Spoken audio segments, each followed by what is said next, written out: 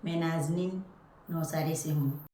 શું તકલીફ હતી તમને કહો? મને તકલીફ ટમી નહોતું, શું એટલે તમીમાં શું હતી એટલે? બરાબર નહીં હતું, મને શેપમાં નહીં ગમતું હતું.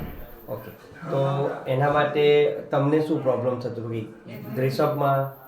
મને તકલીફ એ હતું કે ડ્રેસ પહેરવામાં મને નથી ગમતું, મને કંઈ સારું નહીં લાગતું હતું. કપડાં પહેરવા, સારા કપડાં પહેરું એટલે મને નહીં ગમતું.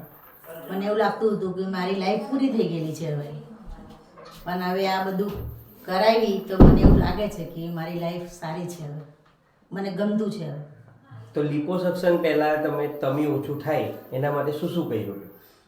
જીમ થોડું ઘણું કરતી જીમ હતી. કર્યું, ડાયટિંગ કર્યું. હા, બધું એવું થોડું ઘણું જે મને સમજ પડતી તે બધું કર્યું, પણ એનાથી મને કંઈ રિઝલ્ટ નહીં આવ્યું. મને જેવું શેપ જોઈએ તેવું નહીં મળ્યું.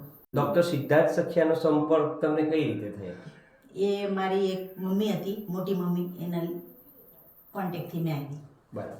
અહીંયા આવ્યા પછી તમને કેવું લાગ્યું સરને મળીને? સરને મળીને બહુ સરસ લાગ્યું. અને સરે તમને લિપોસક્શન વિશે સમજાવ્યું હતું? હા, હા, બરાબર સમજાવેલું, બરાબર સમજાવેલું. પછી તમે લિપોસક્શન માટે ડિસિઝન લીધું? અઠવાડિયામાં જ લઈ લીધેલું ડિસિઝન.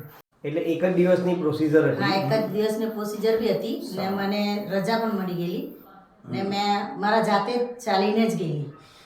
અને સર્જરી પછી તમને કોઈ પેન કે એવું, જે લોકોને ડર હોય છે કે સર્જરી નહીં, કર્યા કંઈ પછી બહુ કશું પેન હોય, એવું કશું તમને? કશું ને કંઈ એકદમ નોર્મલ નહીં, બહુ મસ્ત સર્જરી. થયું ને સારી રીતે ઘરે ગઈ ને મને કંઈ વધારે તકલીફ થઈ નહીં. મને ડર બહુ હતું પણ કંઈ એવું થયું નહીં. ને અત્યારે તમને તમારો બોડીનો શેપ કેવો લાગે છે? બહુ મસ્ત લાગે. અત્યારે એવું થાય છે કે મારી લાઈફ પતી ગઈ કે હવે નવી નહીં, સરથી મને એમ લાઈફની લાગે શરૂઆત કે- થઈ? મને એવું હવે લાગે છે કે મારી લાઈફ પાછી મને જેવું હતું તે પાછી આવી ગઈ. બહુ સરસ લાગે. તો એના માટે તમે ડૉક્ટર સર વિશે શું કહેવા માંગો છો? કંઈક સરને બીજા બી પણ હોય કોઈ તો મળો એવું ને સર પાસે આવો કે તમારી લાઈફ સારી દેખાય ને તમને કપડાં બપડા જે પણ કંઈ પહેરવાનું નહીં ગમતું હોય તે સર પાસે આવીને તો પછી તમને બધું બહુ મસ્ત થઈ જાય. Okay, thank you.